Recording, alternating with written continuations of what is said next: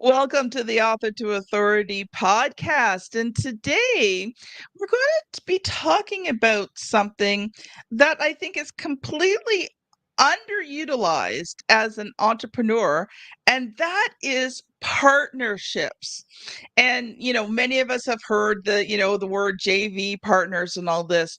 But today we're going to go into a deep exploration of what true partnership means and how do you use it to build your business. I'm excited. I want to welcome Joey to the show. He's a highly sought after omni-channel marketing consultant with over 14 plus years of experience managing industry leading health and wellness brands, helping his clients generate over $100 million in combined sales. Yes, that's 100 with the M million. Joey's a specialist in creating systems for scale, a savvy marketer, and an entrepreneur with a no BS approach to life and business. He's helped scale an e commerce business and doubled revenue for partnerships for 6 years straight while earning six ClickBank Platinum Awards and helping his company earn Inc. 5000 status and becoming the third fastest growing supplement company in the USA. Welcome to the show, Joey. Thank you, Kim, and thank you for that introduction. Appreciate it. Gee, it was so well written. It was easy for me to say. A lot of that might not be anything that anyone understands as far as ClickBank and stuff, but happy to jump into anything that you want to pick through. So, first of all, I'm just going to ask you sort of the obvious question. And because I think people have a misconception, can you use partnerships to build your business? Absolutely. It's the only way that I know how to build a business. And people who are neglecting it are leaving a lot of money on the table. And most people just don't give it the respect that it deserves because there's also some people that think it's an MLM or it's some sort of scammy thing that people don't offer or shouldn't offer through a business. And it's the exact opposite. I look at partnerships as an extension of your team, somebody speaking on your behalf when you're not in the room. I like it. I like it. Something I was thinking about is some of the partnerships that I've had, and I didn't even realize they were partnerships at the time. They just kind of happened and they were so beneficial. Like I have partnerships with some of my clients. I partner with them to help them build their business. I'm always available for them even after they've launched their books. We have discussions. I check in with them on a regular basis. But for them, part of the partnership, and it's not official and it's not anything like that, but they see me as a partner, and because they see me as a partner, they refer me business. And to be honest, you know the referrals that I get, I close 9 out of 10. So that is a partnership where I invest in them and they in return in appreciation invest back into my company. And that's what you want. That's a beautiful way of saying exactly what, one of the issues that people experience is it's kind of like sales. They don't want to ask for the referral. They don't want to make it a commission-based transactional thing. But I think if you take the stigma out of that, people expect those partnerships to manifest. And it's okay. And I think that not being clear with the ask, not being clear what the compensation model is, and the promise and the overall structure of how your affiliate program should work. And if you don't know how to do that, there's multiple ways I can walk through on that. But really just being clear up front what the expectation is. So if I'm releasing a book, it's like, what am I going to pay on commissions on the front end, on the back end? And who are my partners? Who are the people that I could bring as a partnership? And then you start there, but then you can go deeper and more wide and offer it to anybody that comes to your site, has an opportunity to promote your stuff through an affiliate link, through a code. And you should have the abundance mentality, not scarcity. I want to pay more affiliates than I want to hoard money. because first of all, I'm a big manifestor. I'm a big believer in asking the universe and delivering and getting karma back. But if you're not, if you're trying to be scarcity, like, I'm not going to pay them, they didn't really make the sale. You have to be very clear and transparent and honest in this business. And it's going to pay dividends over time, especially with partners, because there's a lot of mistrust when it comes to partnership programs, especially if it's like something new to you or your business. It's funny that because some of my clients, you know, um, they like getting the referral fee. I gladly pay them the referral fee. If I can close high ticket sales in like half an hour call because they've already done all of the work, I will gladly give them a referral fee. That makes my life so much easier. But it's funny, some of my clients don't. They Mm. won't take it. I offer it to them. They won't take it. So, I always try to find other ways um, to just say thank you. So, one of my clients has referred several clients to me, will not take a cent. So, I contacted him before Christmas and I said, listen, we're going to do your audiobook for free. Because I just wanted to say thank you for all the ways that he has helped and supported and the business. But those who, say, "Hey, Kim, I could really use the money." You know what? It's worth it. And I like your approach that, you know, giving that money to affiliates, I think is just I think it's just right. Like to me, it when I can't return a kindness, it doesn't feel right. Hmm. Well, that's a good value add. Like the nurturing of your partnerships is part of partnerships. It's not separate from it. So Mm. even if you're paying commissions, however you're doing that today, nurturing that and showing recognition and adding value to someone's life beyond just a compensatory effect, I think that's important. What I like to do is take out the guesswork of it. So there's some really cool softwares that you could get into if you want, depending on like, we'd audit the business as to where you at. Do you want to just do this manually and pay out, or do you want to make this automated and easy so that, Mm. someone doesn't have to ask you for the commissions. You don't have to like wonder. It's just black and white. Here's your link. If they buy through the link, here's your payout. You're not even involved in Mhm. it. You pay a small processing fee to the transaction person doing the referral for you, meaning the company. And like I said, I can make some recommendations. I'm not affiliated to any of them. And there's so many of them out Mm. there that integrate with like Shopify or other background e-commerce platforms that make it easy. And that way the person can just go get a link, go get a code, and then go promote it without even having to be like feeling, oh, I got to go ask Kim for money because I kind of want the money. Mm. It just takes out that awkwardness from it. And as you scale the business, these people talk to other people. And so there's a lot of Mm. circles, as you're aware, like networks, expand upon each other.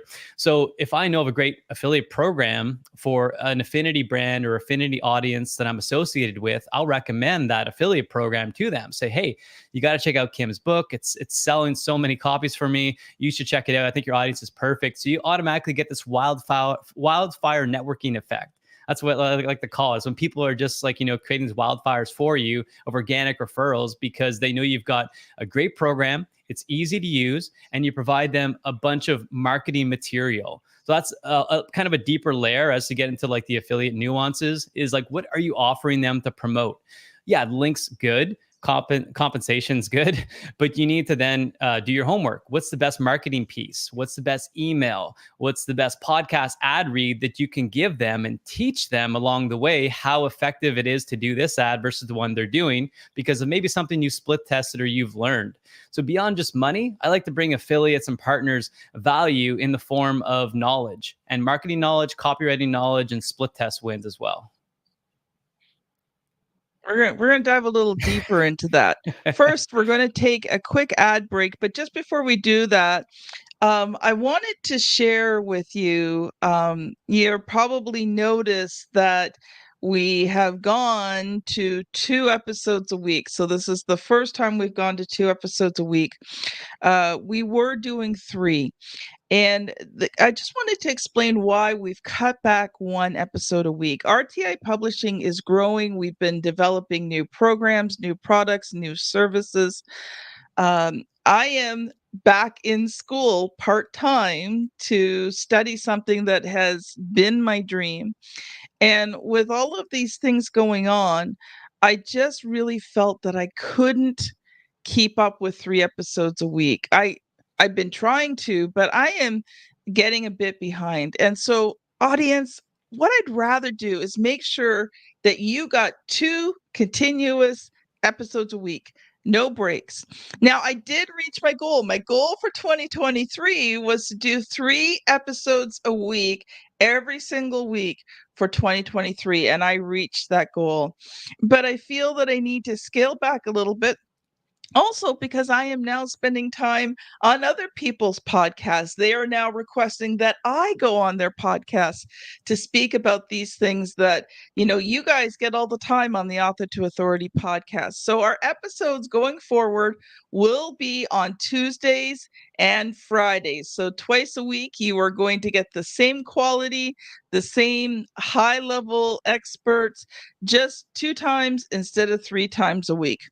Now, you know what time it is. We've got lots of resources at RTI Publishing. Here's one that's going to help you learn how to write a book that converts readers into clients and scales your business. We will be right back.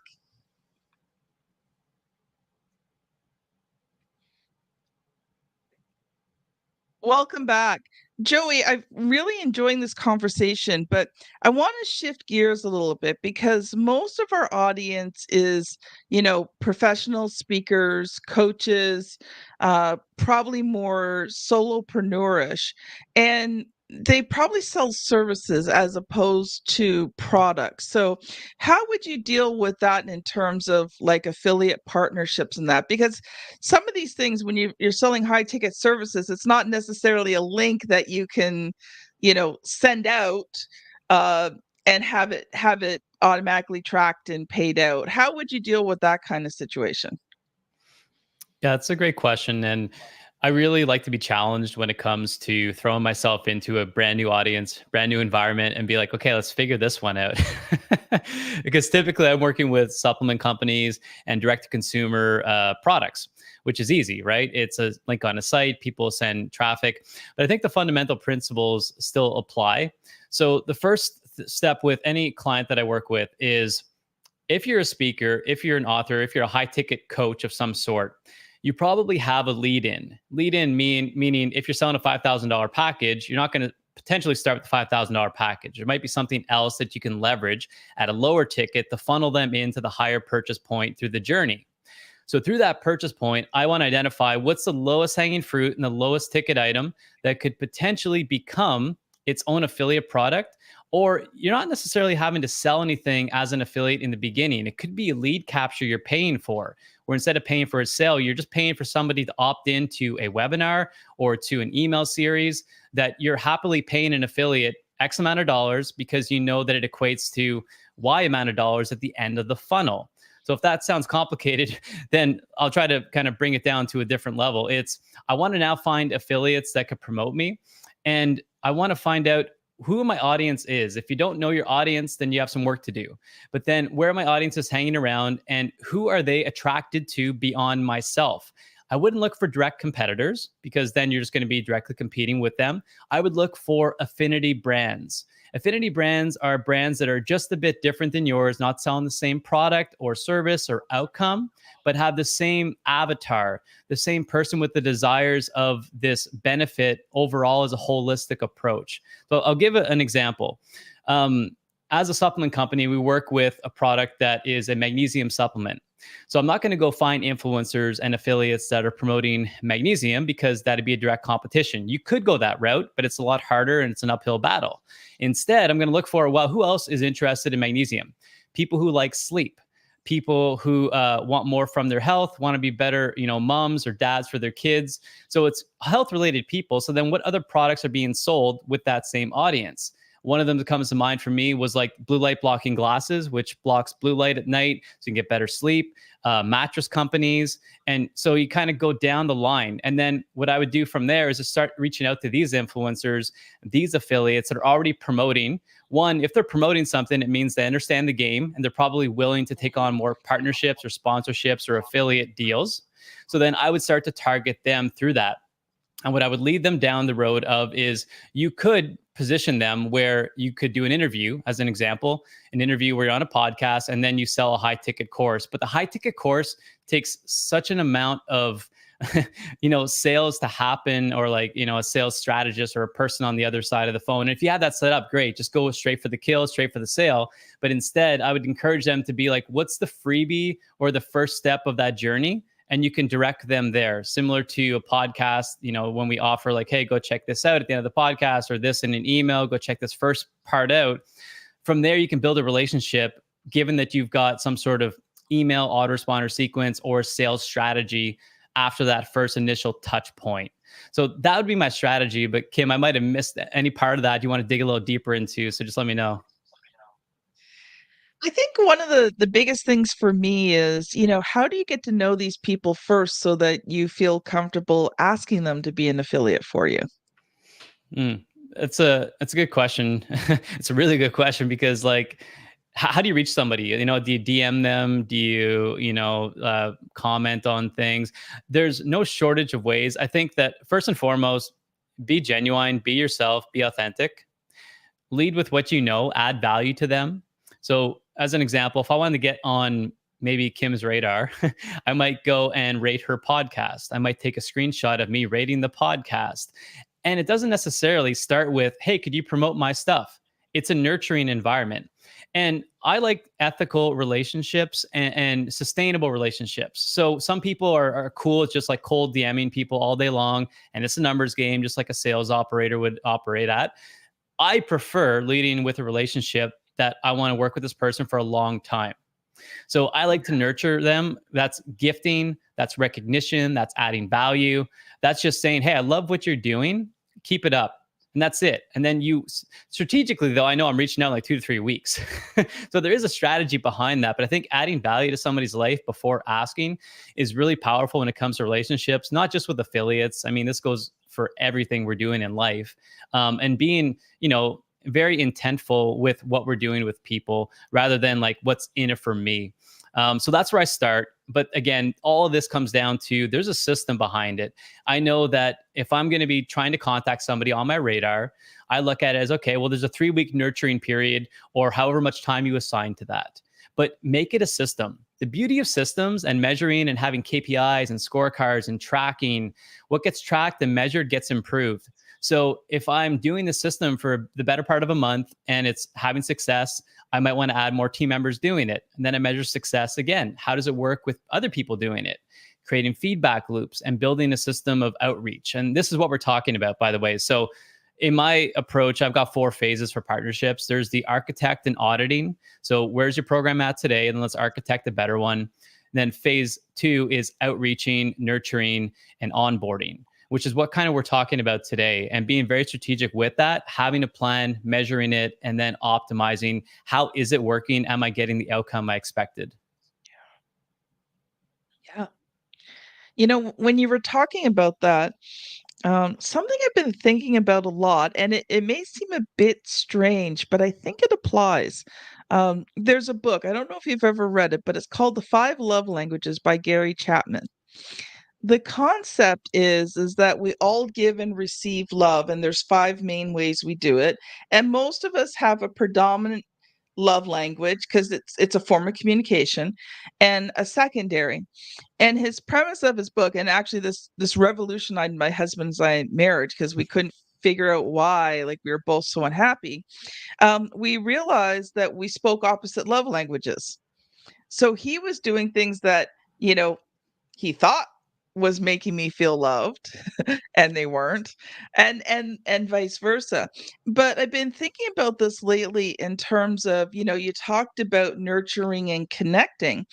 And when you look at the love languages. So the first one is, words of affirmation, acts of service, quality time, gifts, and physical touch. So obviously, in an online environment, physical touch is out and, that's just not appropriate anyway. So let's just take the four of them.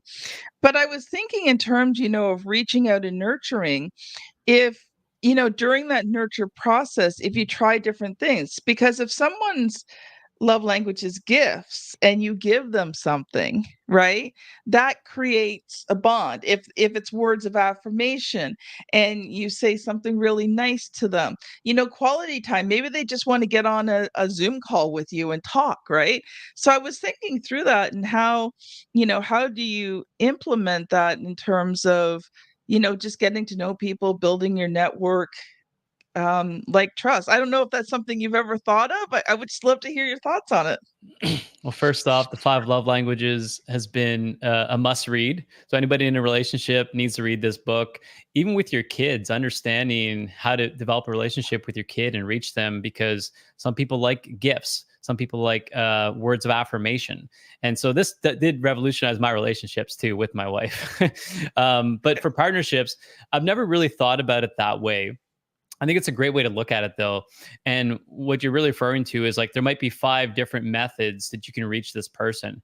And my approach would be try all five of them.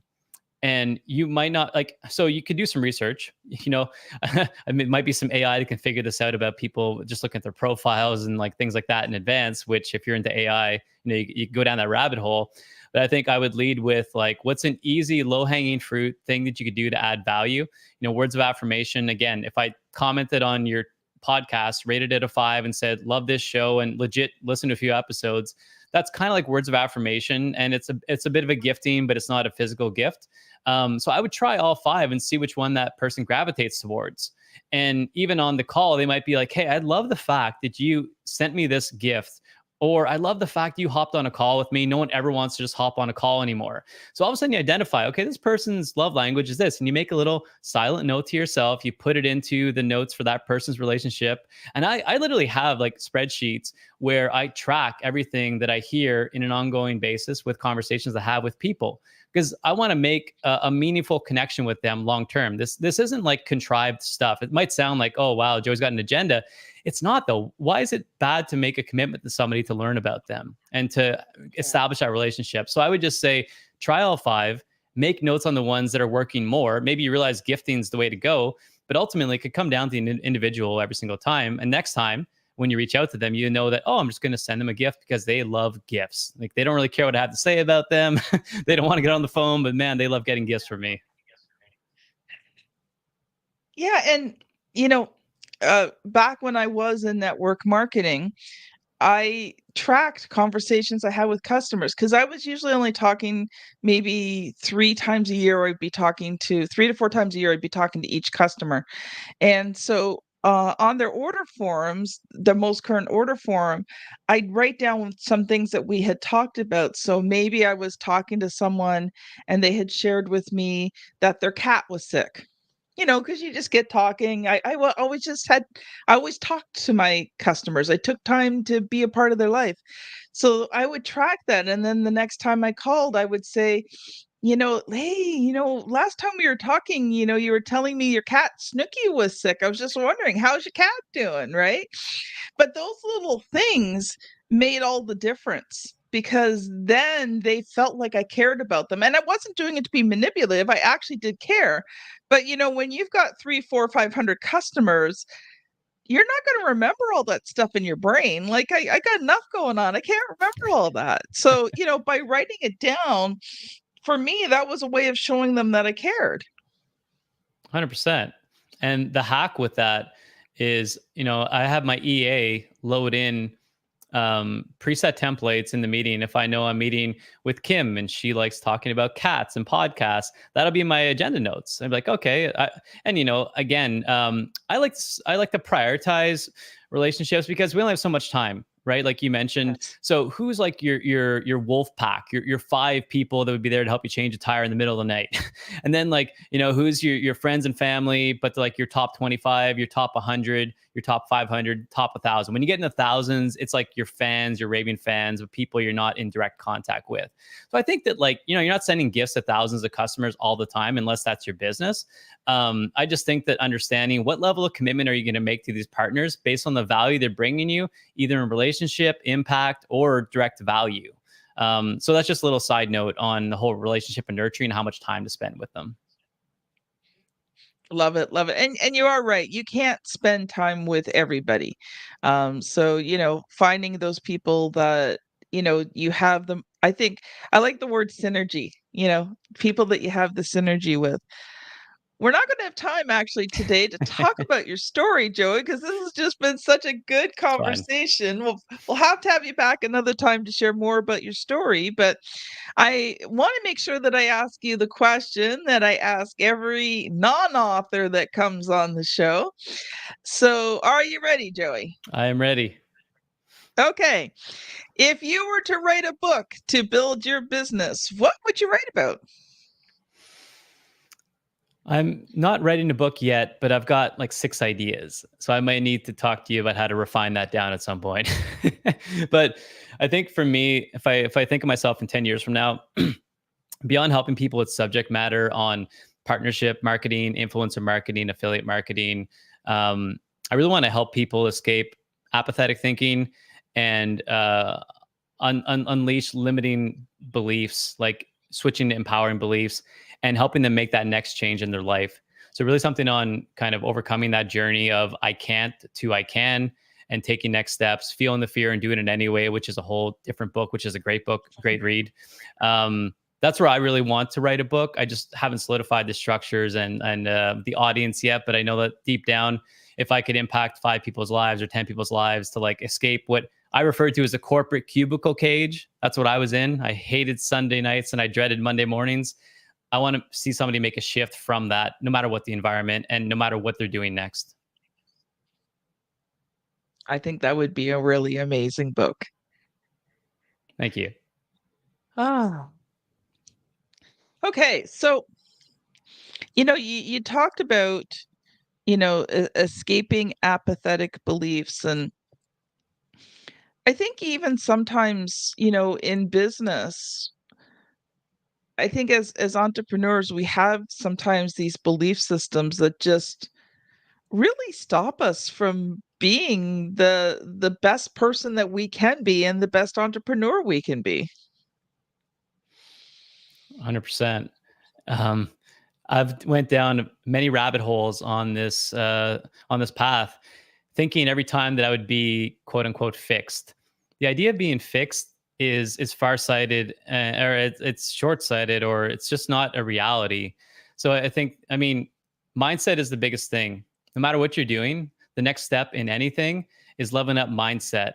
And one example that I'm going through right now, just through circumstances, is that I can't figure out the how anymore in this certain situation in my business where I need to scale it to the next level. So I'm like thinking I need to work harder, I need to work longer, and I just need to sacrifice more. And I worked with my mindset coach, and he's like, "Well, how does that feel?" I said, "It feels terrible. I hate that feeling." And he's like, "Well, then why don't we change that? Why do you have to work hard?" And it's like, "Well, because that's what I know." And he's like, "Well, have there been times where it's been easy?" So then I've started thinking, I'm like, well, there's been this time, this time, this time. That was really easy. And he's like, how does that make you feel? I'm like, really good.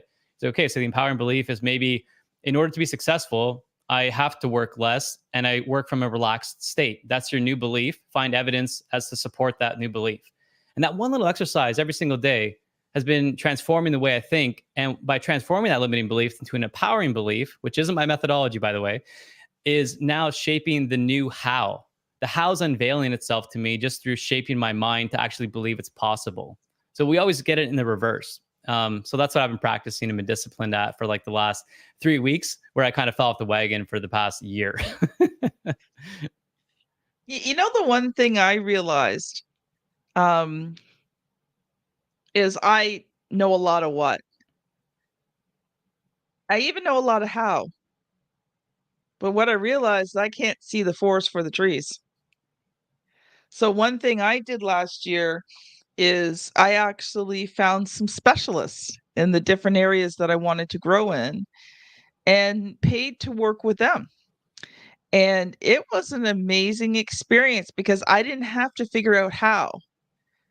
I just had to follow them in where they were leading me, and they could see the trees. Yeah. And so the process became quicker. It was a lot less stressful. It took the pressure off of me to create something that was amazing. And I came out of it with a whole lot more clarity than I thought possible. So maybe mindset plays, but maybe you just need to find somebody who can help you do the how. Absolutely. And there's a great book called The Who, Not the How. And what you're referring to is like the who to provide the how. You don't have to figure out the how. You can hire people to help you figure it out. And that's one of the biggest hacks there is like continuously finding coaches to level you up in ways that you couldn't help yourself in. Um, and the one thing I'll mention too, if anybody's interested in partnership programs and we didn't have enough time to get into all the nitty gritty on it, you can email me or find me at partnerupprofits.com just to do like an audit of your program. Like I'm passionate about talking about this. So I would just happily give a consult on things and where you're at and where your business is going. And if partnerships actually has a good play or not and how it would fit in. So just to throw that out there. Love it, Joey. So we got time for one final thought from you. One final thought. Okay. Um, So my final thought, these are like some sayings that I keep with me. And again, I'm a big mindset, I'm a mindset guy as well as a strategist, but no matter what situation you're in, I think it's giving yourself permission to think about change.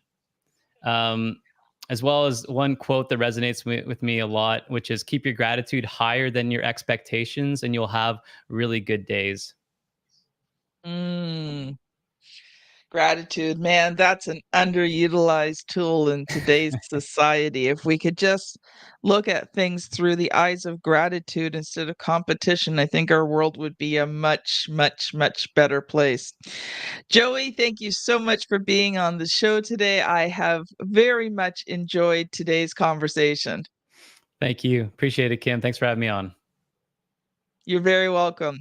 Audience, where do you go to next? Well, if you are watching on YouTube, you're going to click the thumbnail somewhere here on the screen because I'm never sure where my daughter puts it, and there's several choices. You're going to go to episode 468, How to Supercharge Your Business. If you're on your favorite podcast app, you are going to be scanning back about 30 episodes to find it, but it's another great episode on ways to grow your business. If you have wondered about partnerships, here's my best word of advice: start making them because they're definitely worth it. So, thank you so much for listening today, and we will see you on the very next episode. Have a great day, everyone. Bye now.